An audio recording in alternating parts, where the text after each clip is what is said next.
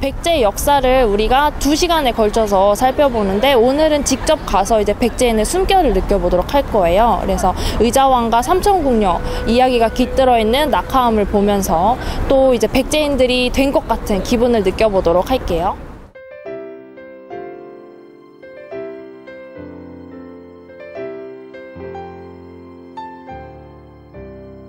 유인원비라는 거예요. 유인원 하니까 왠지 뭐 오스트랄로피테쿠스 생각나고 하죠. 근데 그거랑 틀린 거라 당나라 장수예요. 유인원이란 사람인데 우리가 이따가 정림사지 가죠. 근데 선생님 저번에 수업할 때 정림사 5층 석탑 밑에 기단 부분에 소정방이란 사람이 뭐라고 낙서를 하고 갔다고 했어요. 글을 썼다고. 그쵸? 근데 그 소정방이란 사람이랑 같이 들어온 사람이에요. 유인원이란 장군이.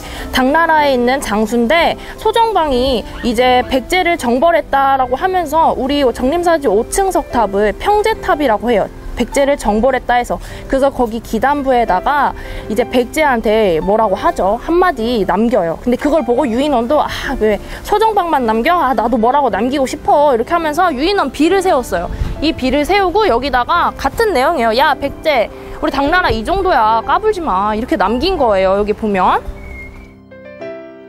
근데 얘들아 예전에 부여박물관에 들어오면요 여기에서 거쳐서 부여박물관에 들어갈 수 있도록 해놨어요. 근데 지금은 이게 귀퉁이에 있죠. 모르는 사람들 선생님이랑 오지 않고 모르는 사람들은 이 비석 여기 왜 서 있을까 그냥 이러고 지나가겠죠. 그쵸? 근데 여러분 선생님은 여기에 대해서 말하고 싶은 게 있어요. 이거 우리가 봤을 때 부끄러운 역사죠. 그쵸? 응? 네. 당나라가 우리나라 쳐들어와서 까불지 마라고 글 남기고 한 거 우리한테 부끄러운 역사이긴 해요. 하지만 우리가 부끄럽다고 역사를 배우면 안 될까? 그렇지 않죠. 부끄러운 역사도 배워야 돼요. 배우고선 반성하고 느끼고 앞으로 미래에 그렇게 하지 않으면 돼요. 그쵸? 그래서 선생님은 예전에는 여기가 길이 있어서 이렇게 지나서 부여박물관에 입장할 수 있었는데 이제 여기 귀퉁이에 나와 있기 때문에 찾아서 오지 않으면 이 비를 볼 수가 없어요. 우리 부끄러운 역사 우리가 미처 생각지도 못했던 그런 것도 다 배우고 기억하고 해야겠죠?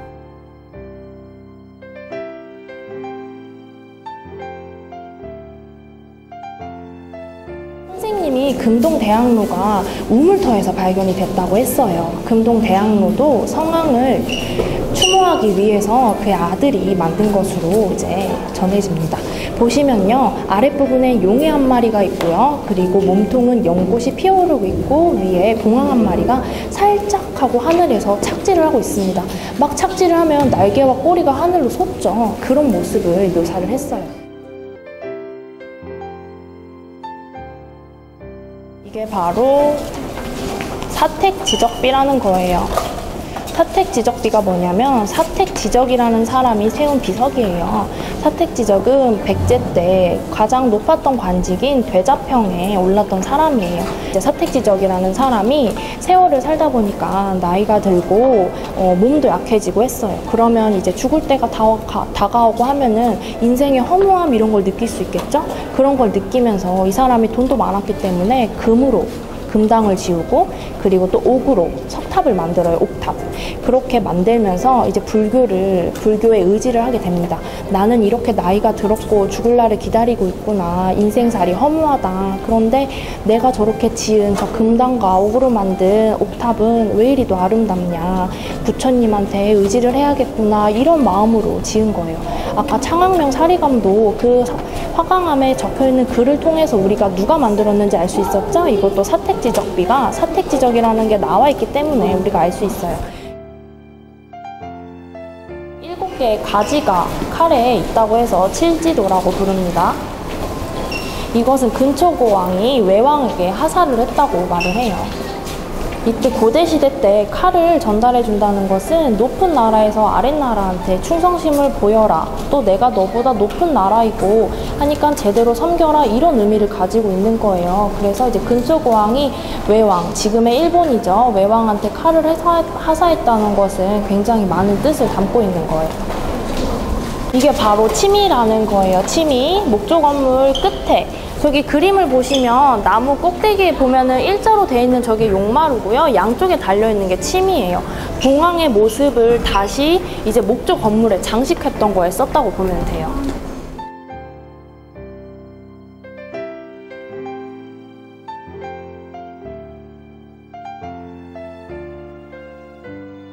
여러분들이 서산에 가면 이걸 직접 볼 수 있어요. 근데 그게 아침, 점심, 저녁에 따라서 표정이 달라진대요. 왜냐하면 빛이 들어오는 그 밝기 정도에 따라서 부처님의 얼굴이 다르게 보이는 거예요.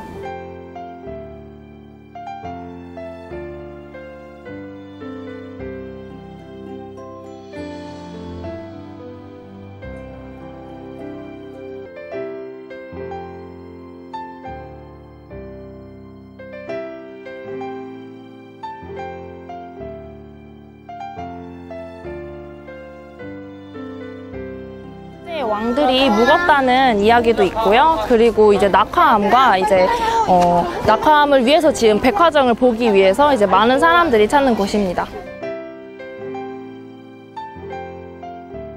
삼천궁녀가 왜 뛰어내렸을까요? 절개를 지키려고. 절개도 절개고 나덕연합군이 쳐들어왔죠. 근데 이제 국가가 멸망을 하는데 그곳에서 살아남아서 무슨 의미가 있겠어요.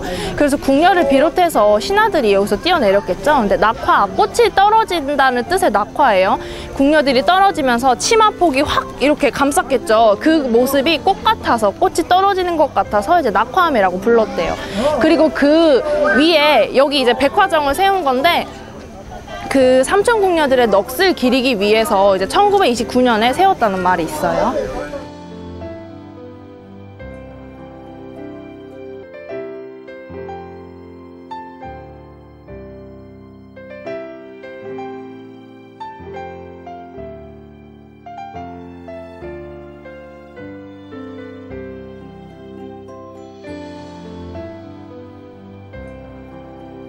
당나라 장수 소정방이 들어와서 여기에 백제를 정벌했다 해서 그 기념으로 세웠다고 해서 이름을 평제탑이라고도 불렀어요. 하지만 이게 정림사지 5층 석탑은 굉장히 백제의 세련미를 나타내주는 석탑이기 때문에 오래되고 오래 지났어도 굉장히 아름다움을 느낄 수 있어요. 오늘 부여박물관에 와서 새로운 걸 느끼고 재밌었고 그 다음에 조상들이 이런 신기한 것을 만들었다는 것을 알아서 재밌었습니다. 다음에 이런 기회가 있으면 또 오겠습니다. 부여박물관에서 백제의 역사를 배워서 재미있었고 지금 여기에 와서 오충석탑이라는 걸 봐서 백제가 얼마나 대단했는지 알았습니다. 오늘 길 위에 인문학 프로그램을 갔다 오면서 재미있었고 우리 조상들이 이렇게 많은 물건을 만들었다는 것에 아주 감동했습니다.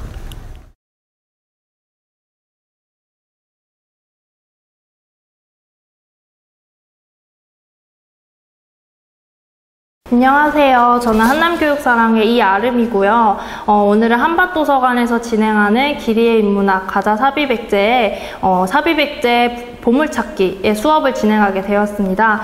우리 백제 역사는 우리 대전 지역을 기반으로 성장을 했지만 많은 역사적인 왜곡 속에서 가려져 있고 감추어져 있는 게 사실이에요. 그 역사에 대해서 이번 시간에 배우고 다음 시간에 답사를 떠나보면서 백제의 숨결을 한번 느껴보도록 하겠습니다. 백제를 선생님은 3가지 키워드로 볼 거예요. 그 중에 첫 번째가 도읍지예요. 백제는 도읍을 몇 번 옮겼죠? 3번 옮겼을까? 2번 옮겼죠. 맨 처음에 위례성, 한성 지역이고 두 번째는 웅진, 지금의 어딜까요?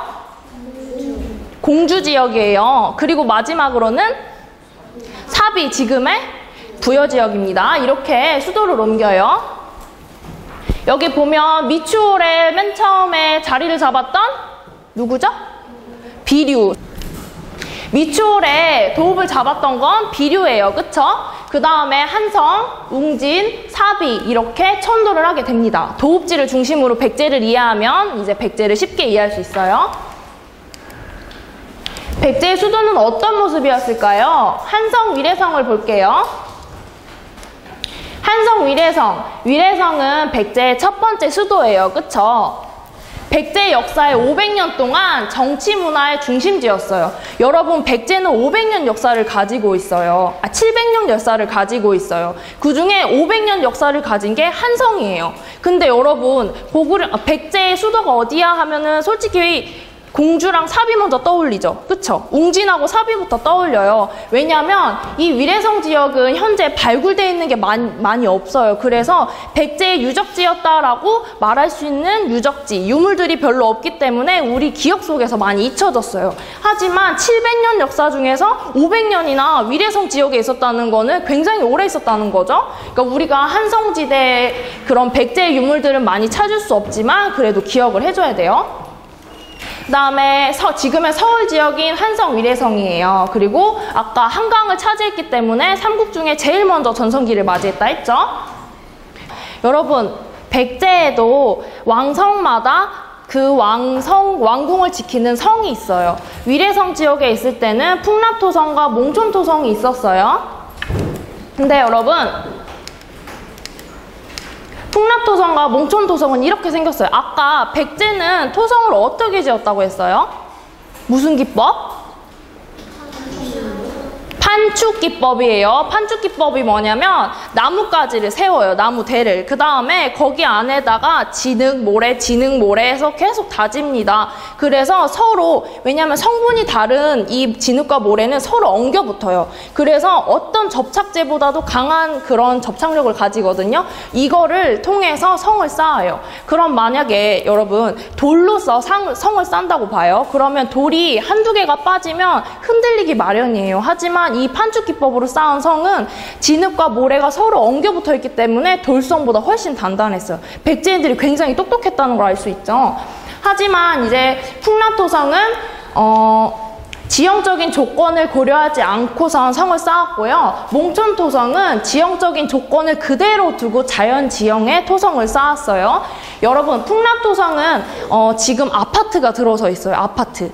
그리고 몽촌토성은 올림픽공원을 만들려고 공사를 하던 중에 우연히 발견이 됐는데 슬픈 게 있어요. 우리 500년의 역사를 가진 백제가 발굴이 제대로 이루어지지 않아서 유적과 유물이 많이 없다고 했죠. 더군다나 이 풍납토성은 아파트 단지가 들어서 있고 또 개인의 사유지이고 해서 개발이 이루어지지 못했어요. 몽촌토성도 마찬가지예요. 이렇다 보니까 우리는 백제 500년 역사, 위례성에서 500년 역사 중에 4분의 1밖에 모르고 있는 거예요. 얼마나 안타까워요. 그쵸? 근데 지금 4분의 1밖에 발굴이 안 됐는데도 위례성 지역에서 많은 유물들이 발굴이 됐어요. 그럼 앞으로 우리가 나머지 유물들을 다 찾아내면 이제 백제의 대단한 역사를 우리가 또 알 수 있겠죠. 그 다음에 두 번째로는 백제의 수도인 공주를 볼 거예요. 왜 공주로 천도를 했을까요? 누가 쳐들어왔어요? 누가? 고구려의 누가?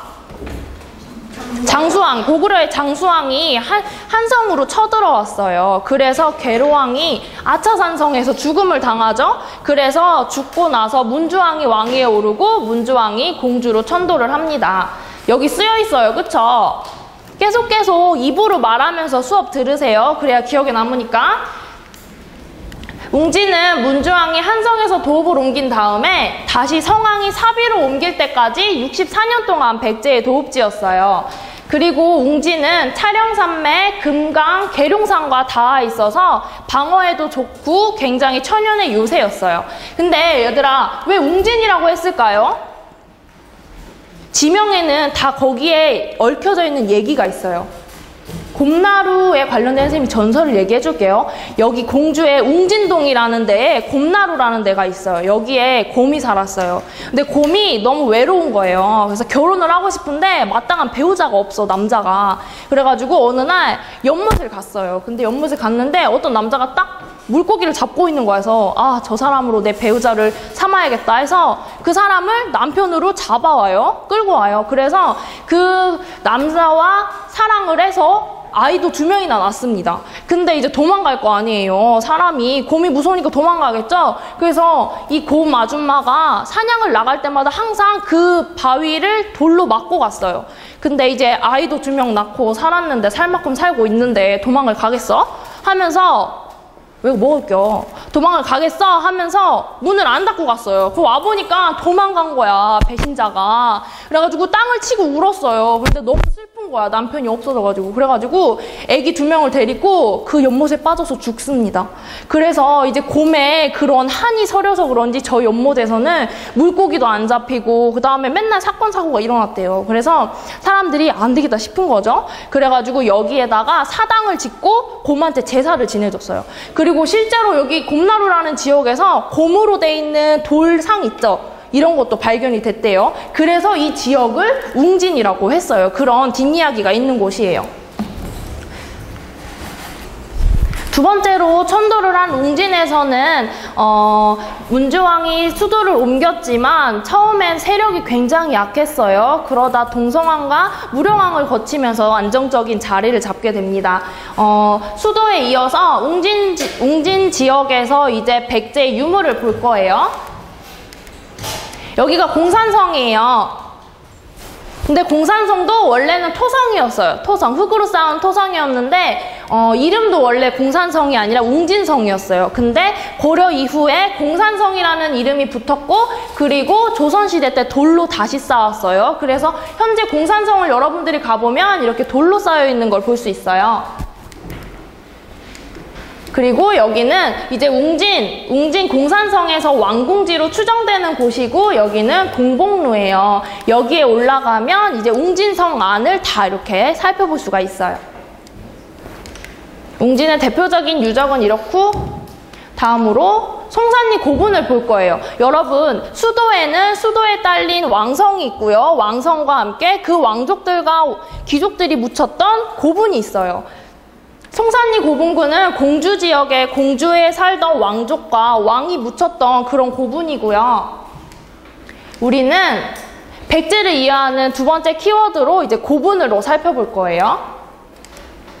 쌤이 각 수도마다 고분군이 따로 있다고 했죠. 비교를 해볼게요. 한성시대에는 석촌동 고분이 있었어요. 이 석촌동 고분은 대체적으로 돌무지 무덤이고 이 돌무지 무덤이라는 특징은 고구려 초기의 고분이랑 굉장히 비슷해요. 한번 볼게요. 이게 바로 석촌동 고분이에요. 여기 보면 돌이 쌓여있죠. 그쵸? 돌을 여기 밑에 시신을 안치하고 돌을 쌓은 다음에 봉분을 세웠어요. 이게 뭐랑 닮았냐면 이건 고구려 장군총인데 고구려 장군총도 돌로 쌓은 걸 볼 수 있죠. 그쵸? 그리고 봉분이 이렇게 있습니다. 이걸 보면서 우리 뭘 알 수 있을까요? 고구려의 고분과 백제의 한성시대의 고분이 비슷하대요. 그러면 고구려의 영향을 받았다는 걸 알 수 있죠. 우리 아까도 백제를 세웠던 그 온조가 어디 출신이었어요? 고구려 유이민이었죠. 주몽의 아들이었어요. 그것도 알 수 있지만 이렇게 무덤 형식을 통해서도 백제와 고구려의 출신이 같다는 걸 알 수가 있어요. 그 두 번째, 공주, 웅진시대의 고분은 송산리 고분이 유명해요. 우리 조금 전에 봤던 그 화면 있죠. 이 송산리 고분군에서 신기한 걸 발견해요. 뭘 발견할까요, 여기서? 그 있잖아요. 아까 딱 백제하면 생각난다 했던 거, 무령왕릉. 어떻게 발굴이 되냐면 송산리 고분군에 이제 막 장마가 막 오는데 물이 막 넘칠 거 아니에요. 그쵸? 그래서 배수로 공사를 하려고 땅을 파다가 벽돌이 발견되는 거야. 벽돌을 딱 봤는데 뭔가 심상치 않아. 그래서 그게 바로 무령왕릉이었어요. 송산리 고분에서 우연치 않게 발견된 게 무령왕릉이에요. 무령왕릉은 도굴도 하나도 되지 않는 천여분으로 발견이 됐죠. 우리 이따가 무령왕릉도 살펴볼 거예요.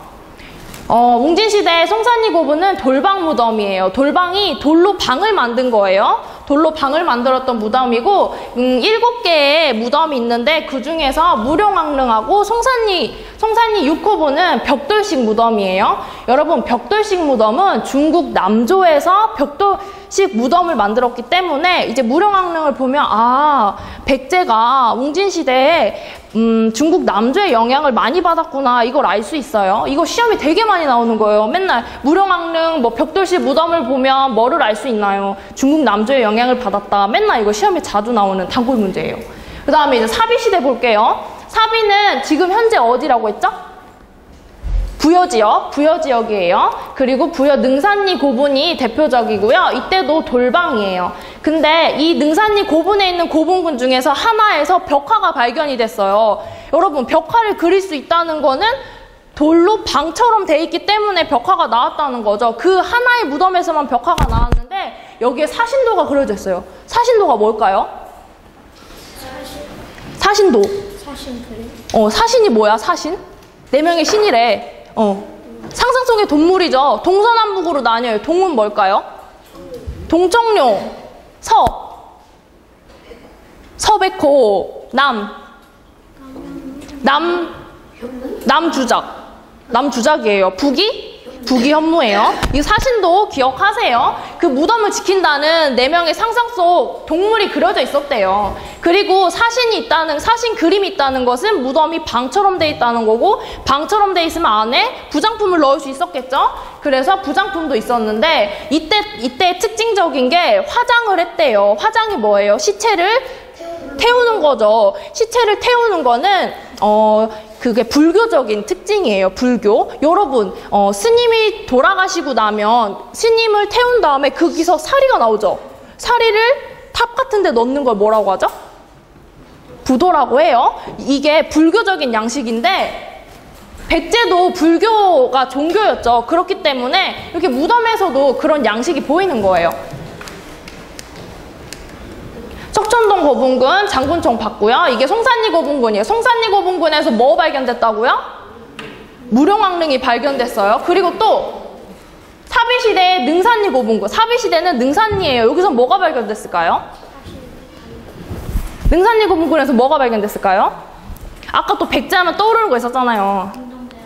금동대왕로. 여기서는 어떻게 발굴이 됐냐면, 능산리 고분군을 찾는 사람들이 너무 많아진 거예요. 주차할 데가 없죠. 그래서 주차장을 공사하려고 했는데, 바로 옆에서 능산리 고분군에 절터가 있었어요. 그 절터에 공방터가 있었는데 거기서 발굴이 된 거예요. 이따가 우리 금동대왕로도 살펴볼 건데, 이게 처음에 발굴이 됐을 때는 맨 아래에 물이랑 같이 발견이 됐거든요. 물 속에서 이 나무 판자가 있었고, 그 나무 판자 안에 금동대왕로가 있었어요. 뚜껑이랑 몸체가 분리된 채로 발굴이 됐고, 그 위에 수십 개의 기와 조각들이 막 쌓여 있었어요. 그리고 이걸 다 드러내 보니까 안에 금동대왕로가 발견이 된 거예요. 왜 이렇게 누추한 곳에서 발견이 됐는지 우리가 이따 알아볼 거예요. 공주 백제의 유물 볼게요. 무령왕릉이에요. 무령왕릉 발굴 당시에 이제 입구의 모습이에요. 선생님이 아까 여기 배수로 공사하다가 벽돌이 발굴됐다고 했죠. 그쵸? 이 벽돌이 발굴됐는데 뭔가 심상치 않은 거야. 벽돌이 그냥 쌓여있는 게 아니라 아치형으로 되어 있어요. 그쵸? 그래가지고 이거 이상하다. 이거 신기한데? 한번 발굴을 해봐야겠다. 그래서 발굴을 해요.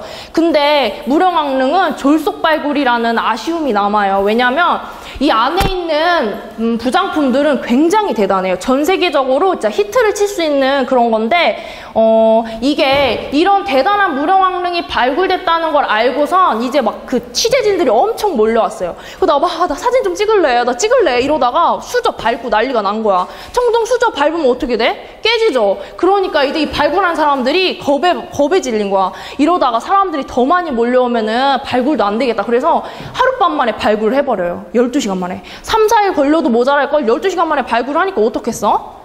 내부를 하나도 제대로 못 찍은 거야. 원래 발굴이 이루어질 때는 여러분 사진 한 장 찍어서 도면 만들고 또 찍어서 도면 만들고 이렇게 해야 돼요. 그래야 나중에 3D로 이거를 만들었을 때 이게 어느 위치에 뭐가 있었구나를 알 수 있는데, 졸속 발굴을 했다 했죠. 막 끄집어낸 거야. 막 이렇게. 그러니까 어떤 부장품이 어느 위치에 있었고 이게 무슨 용도였는지 아무것도 알 수가 없어요. 그렇게 무령왕릉은 가슴 아픈 발굴의 역사를 가지고 있어요. 이거를 발굴을 했던 그 발굴 대장님은 죽을 때까지도 내가 살면서 내가 잘못한 일이 있다면 이거라고 말을 했어요. 그러니까 우리가 발굴 역사가 굉장히 짧지만 조금만 더 발전을 했으면 이런 가슴 아픈 역사는 없었을 텐데 그런 생각을 해요. 이게 바로 무령왕릉 실직도예요. 보면 여기 잘 안 보이는데 선생님이 이거를 만들 때는 확대할 수 있는 게 있었는데 여긴 버전이 낮아서 확대가 안 돼요. 그래서 여러분들 눈을 크게 뜨고 봐야 돼요.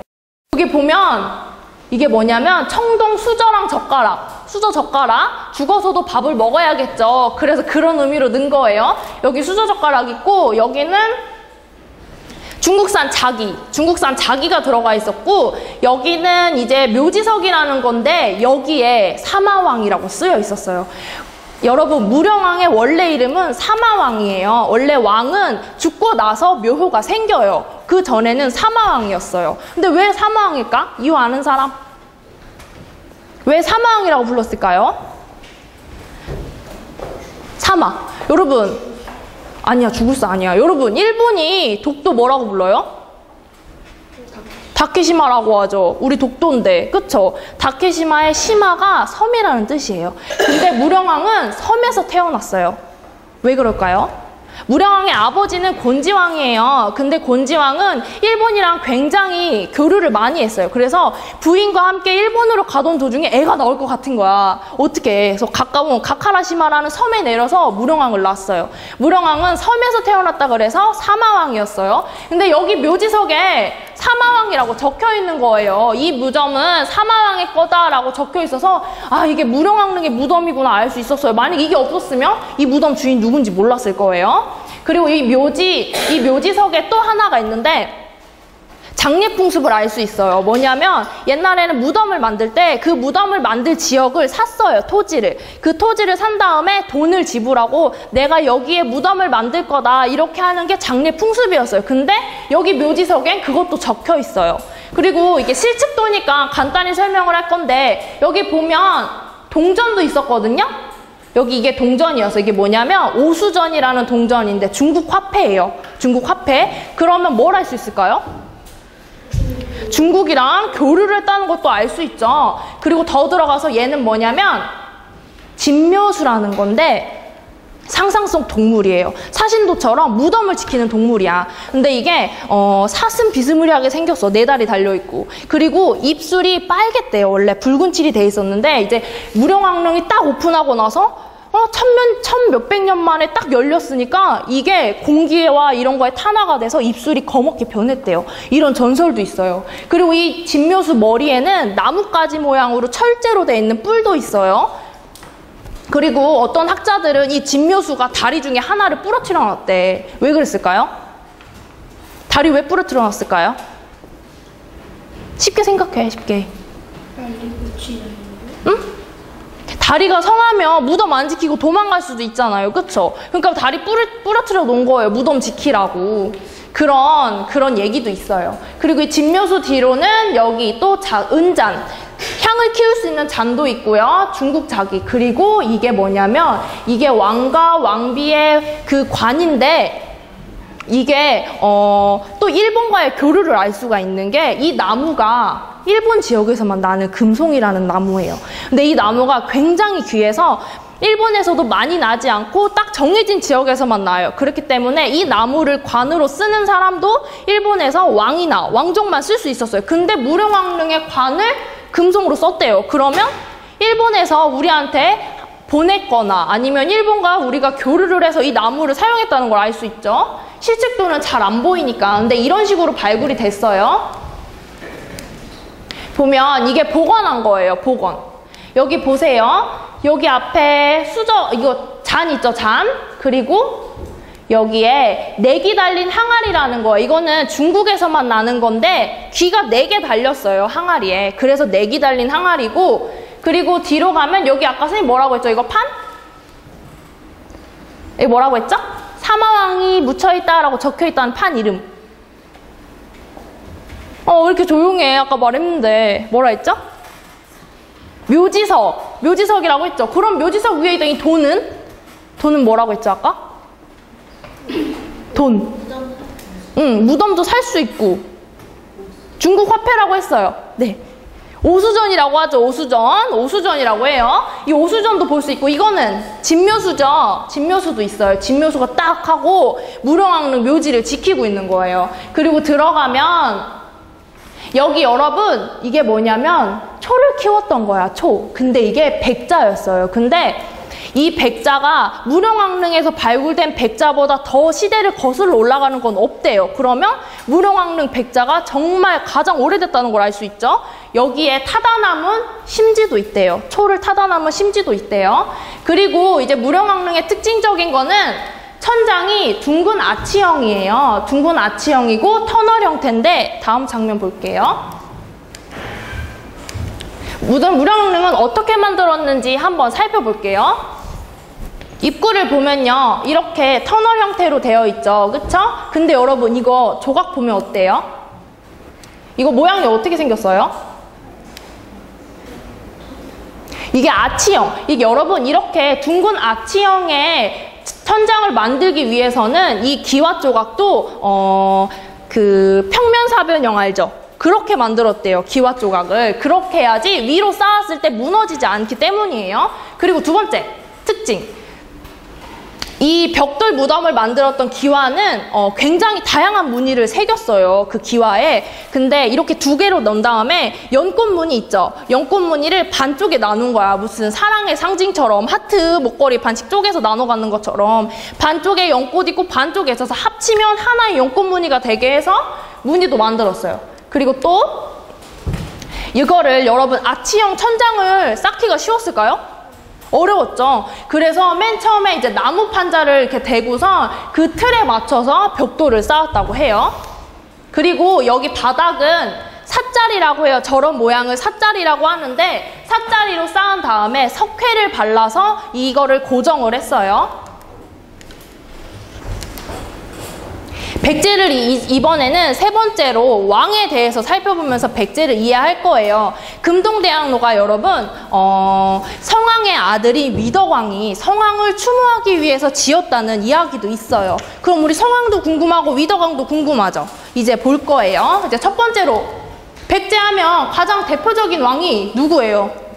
근초고왕이에요. 근초고왕이 무엇을 이루었죠? 백제의 전성기는 사색이었어요. 왜 가장 먼저 삼국 중에 전성기를 맞이했을까요?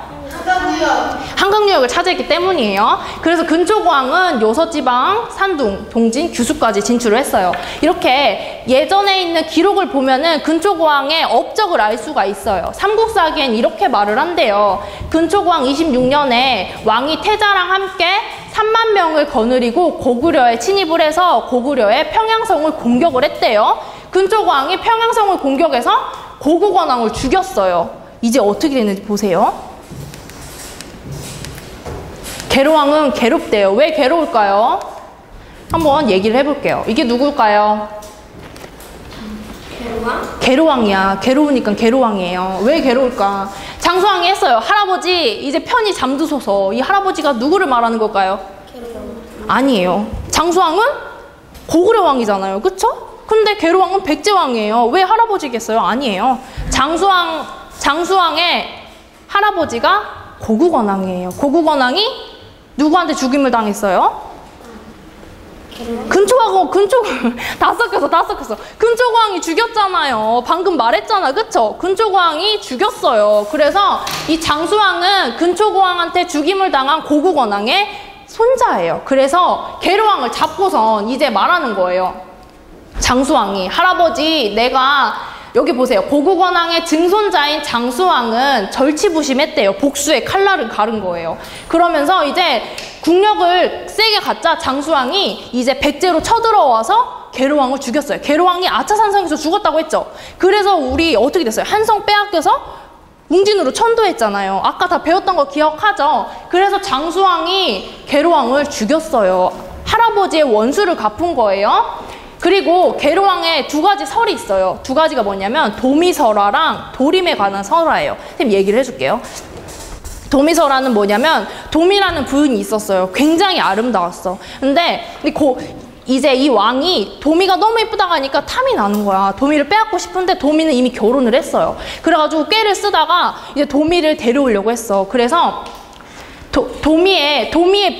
도미가 이제 도미 부인의 남편이 도미예요. 그래서 이 도미란 사람의 눈을 멀게 해요. 그리고선 이제 이 도미 부인을 빼앗으려고 하는데 이제 도미 부인이 꾀를 써서 도망을 가요. 도망을 가서 도미라는 남편과 같이 고구려로 도망가서 살아요. 근데 이 설화를 통해서 알 수 있는 게 계로왕이 굉장히 여자를 막 되게 여색을 밝혔고 그리고 막 사치와 탐욕에 그런 거에 눈이 멀었다. 이런 걸 알려주기 위해서 계로왕의 이런 도미설화가 있는 거고, 두 번째로는 도림에 관련된 설화가 있는데 이게 뭐냐면 장수왕이 이 계로왕이 바둑을 굉장히 좋아한다는 걸 알았어요. 그래서 도림이라는 사람을 보내는데 도림은 고구려의 승려예요. 근데 도림은 바둑을 굉장히 잘 뒀어요. 그래서 이제 장수왕이 보낸 거야, 백제로. 그래서 계로왕이 이 도림이랑 같이 바둑 두느라 너무 재밌어서 이 눈이 먼 거야. 그래서 굉장히 친해졌어요, 도림이랑.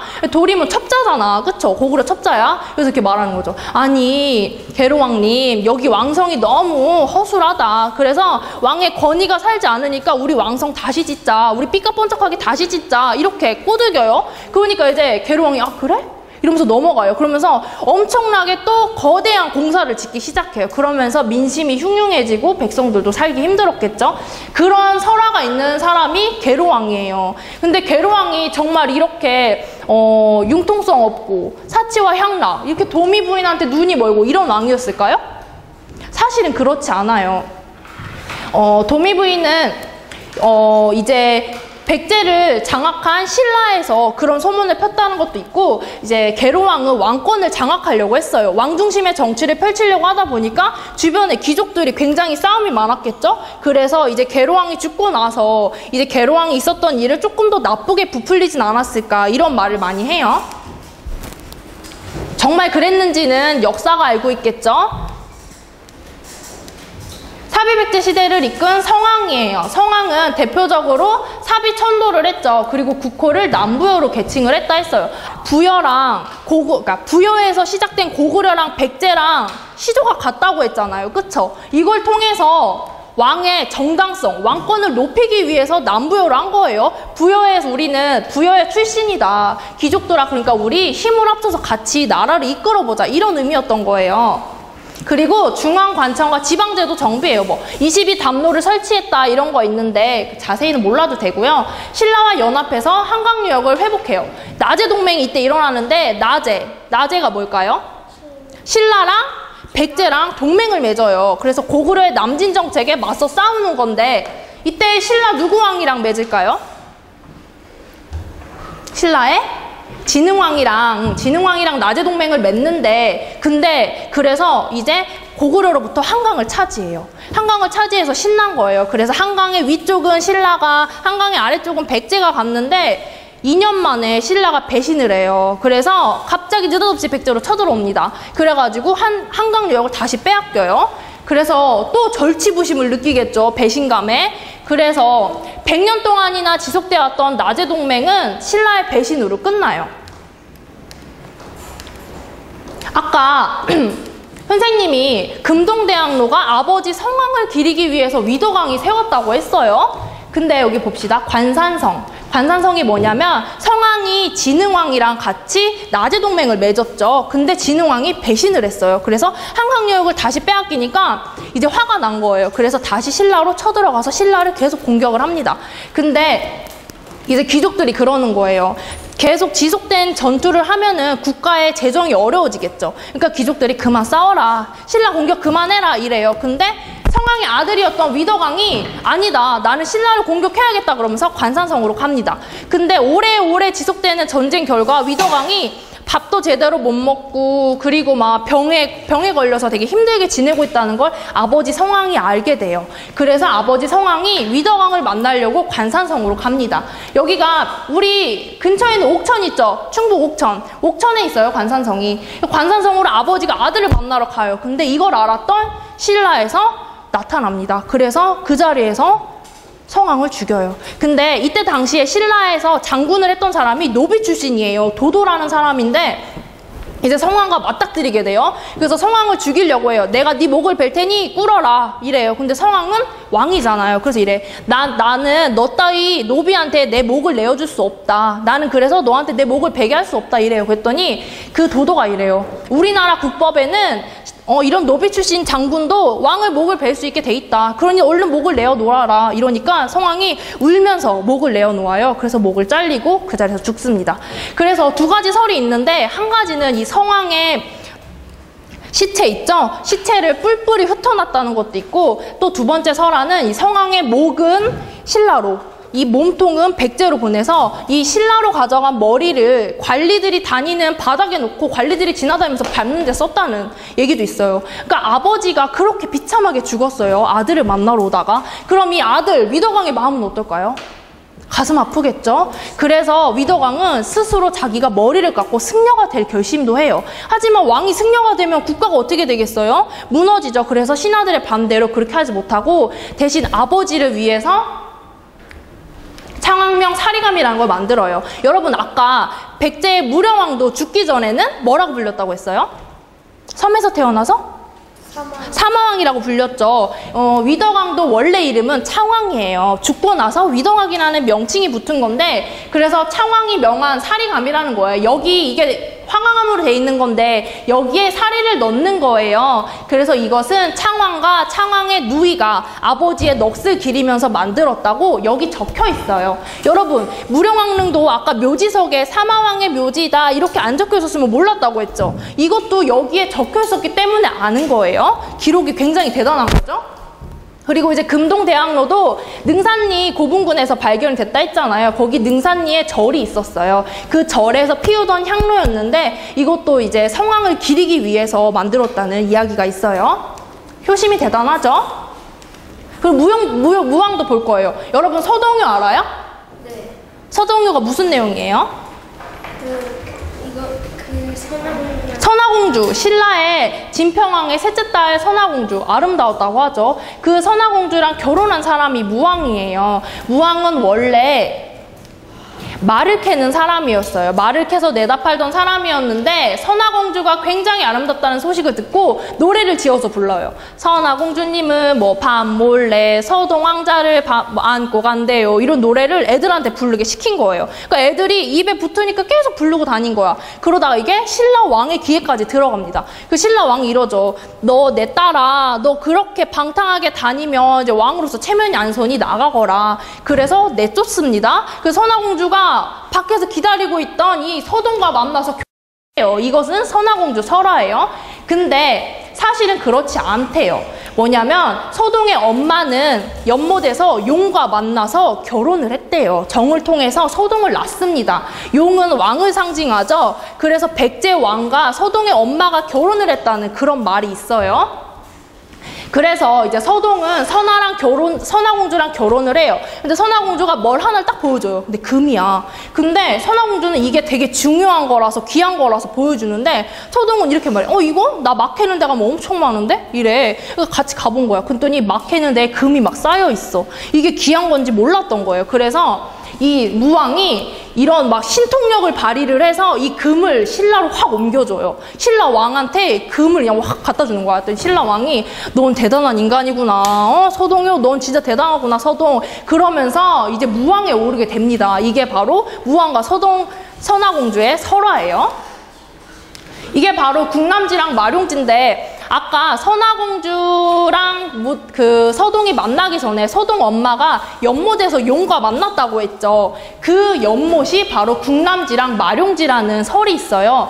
국남지는 아까 우리 사비 설명할 때 배웠죠. 인공연못. 그쵸? 무왕이 만들어 했던 그 국남지 우리 여기 갈 거예요. 부여가면. 그리고 마룡지는 익산에 있어요. 이런 설화가 있어요. 그리고 무왕은 백제의 전성기를 다시 찾기 위해서 노력을 했어요. 또 이 미륵사지 석탑에 관련된 전설이 있는데 선화공주랑 무왕이 이제 사자사라는 곳에 가기 위해서 길을 떠나요. 길을 가다가 여기 연못가에 들려요. 근데 이 연못가에 왔다가 석가모니를 만난 거예요. 미륵보살을. 그래서 딱 만났는데 여기에 절을 지어야 된다는 느낌이 와요. 그 선화공주가 무왕한테 그래요. 여기다 절을 짓자. 여기다 절을 지었으면 좋겠습니다. 그래서 절을 지어줘요. 그게 바로 미륵사예요. 근데 여기도 왜 지을까요? 절이 남아있지 않아요. 미륵사 터만 있기 때문에 미륵사 지고 석탑이 있어요. 이 석탑 얘들아 지금은 하나, 둘, 셋, 넷, 다섯, 여섯 개밖에 안 남아있죠. 근데 원래 석탑은 홀수로 세는 거 알죠? 1, 3, 5, 7, 9. 3층, 5층, 7층, 9층 이런 식으로 가요. 6층만 남아있다 해서 6층짜리 석탑이 아닌 거예요. 7층이나 9층짜리였을 거라고 생각을 해요. 그리고 더 가슴 아픈 게 1915년 일제강점기죠. 그때 일본이 이 석탑이 이렇게 한쪽으로 기울이는 거를 느껴요. 그래서 안 되겠다 싶어서 여기다 시멘트를 발라요. 이게 말이 돼요? 시멘트를 발라버립니다. 굉장히 가슴 아프죠. 그리고 여러분 석탑 밑에 보면 여기 문이 있어요. 이게 특이한 건데 문이 있다는 것은 목탑 양식이에요. 목재 건물, 나무로 건물을 지을 때 문을 만드는 건데 석탑인데 문이 있어요. 이건 뭐를 의미할까요? 탑은 목탑에서 석탑으로 변화해가요. 그럼 이게 목탑에서 석탑으로 변화해가는 과정이라고 할 수 있죠. 근데 돌로 지었는데도 굉장히 나무로 지은 것처럼 섬세하고 견고하게 잘 지어졌어요. 그리고 이건 뭐냐면 여러분 미륵사지 석탑에서 발견된 거예요. 금제사리호랑 금제사리 봉황기라고 하는데 이걸 통해서 또 알게 된 게 있어요. 아까 우리 선화공주가 진평왕의 셋째 딸이라고 했죠. 근데 여기에 그렇게 적혀 있는 거야. 우리 왕후님께서는 백제 사택지적의 따님으로서 이렇게 한 거예요. 사택지적은 백제의 그냥 귀족이에요. 원래 왕후가 선화공주가 신라 진평왕의 딸이라고 했는데 여기에서는 사택지적의 딸이래요. 그래서 이제 막 충격을 받은 거야. 뭐지? 여태까지 설화로 전해졌던 거는? 근데 이제 영구가 아직 제대로 밝혀지진 않았지만 이렇게 생각을 한 거예요. 무왕한테 부인이 여러 명 있었을 수 있겠죠? 그 중에 한 명이 선화공주이고 그 중에 한 명이 사택적덕의 딸이었을 수 있다. 이렇게 밝힌 거예요. 이것도 원래 일본이 도구를 하려고 했었어요. 그래서 파다가 어느 정도 팠는데 안 나와. 없나 보다 하고 그냥 갔어요. 근데 반전이 있었던 거죠. 석탑을 하나씩 드러내면서 보건공사를 하는데 드러나고 보니까 여기 안에 뭐가 있어. 봤는데 사방을 석회로 한 돌 사이에 넣어놓은 거야. 일본은 여기까지만 파다 포기를 했어요. 없는 줄 알고. 그때 여길 들어보니까 있는 거야. 반전이죠. 이거 만약에 일본이 이 뚜껑을 들었으면 빼앗겼어요. 우리 일본한테. 일제강점기 때. 그리고 마지막 왕이에요. 역사 속으로 사라져간 비운의 왕 의자왕이에요. 여기가 낙화암이고 이게 백화정이에요. 여기서 삼천궁녀가 빠졌대요. 여러분 여기 3,000명이 쌓이면 탑 쌓일 것 같지 않아요? 그쵸? 선생님 그렇게 생각해요. 이게 뭐냐면 능산리 고분군 옆에 있는 의자왕과 그의 아들 부여융의 무덤이에요. 이게 뭐냐면 의자왕이 나당연합군의 침입을 받고선 도망을 가다가 붙잡혀요. 그래서 당나라로 끌려갑니다. 당나라로 부여융 아들과 함께 끌려갔다가 영원히 다시 돌아오지 못하고 그 자리에서 죽어요. 당에서 죽기 때문에 무덤도 제대로 없어요. 그래서 2000년도에 이제 의자왕이 묻혔을 것 같은 땅을 발견해요. 그래서 거기서 흙을 퍼다가 가져와요. 그래서 그 관을 만들고 관에다가 흙을 넣고 무덤같이 만들어준 거죠. 그래서 이게 가묘예요. 가묘. 의자왕의 그런 넋을 기린 거예요. 여러분들 복신이 도침을 죽이고 복신은 또 왕인 부여풍을 죽이려고 했죠. 그러자 이 풍이 알고 나서 복신을 또 죽이죠. 이렇게 이 백제를 다시 살리려고 했던 부흥운동은 내부 분란으로 3년 만에 끝이 나요. 그리고 이제 부여풍은 고구려로 가고 이렇게 백제 700년 역사는 마무리가 됩니다. 우리 그전에 몰랐지만 오늘 배우니까 어때요? 백제의 역사가 굉장히 찬란했죠. 그쵸? 몰랐던 내용들이 굉장히 많아요. 백제는 고구려와 신라보다 훨씬 더 해외랑 많이 교류를 했고요. 그런 거는 이제 무령왕릉이나 금동대왕릉을 통해서도 알 수 있었어요. 여러분 근데 의자왕 보세요. 의자왕 보면 여러분들 삼천궁녀 이거부터 떠오르죠. 그쵸? 근데 의자왕은 원래 의롭고 자애로운 왕이라는 뜻의 의자왕이에요. 얼마나 효심이 깊고 우애가 있었으면 이름을 의자왕 이라고 지었어요. 근데 우리 그거 알고 있나요? 모르죠. 백제 역사는 세월이 흐르면서 가려지고 왜곡된 게 굉장히 많아요. 근데 우리 그거 바르게 알아야겠죠. 그쵸? 그래서 우리가 우리 지역에서 생겨난 우리 지역은 백제의 영토였어요. 그쵸? 그래서 백제를 알아야 되는 거예요. 여러분 우리 장작 거의 2시간 반에 걸쳐서 가자 사비백제 수업이 끝났어요.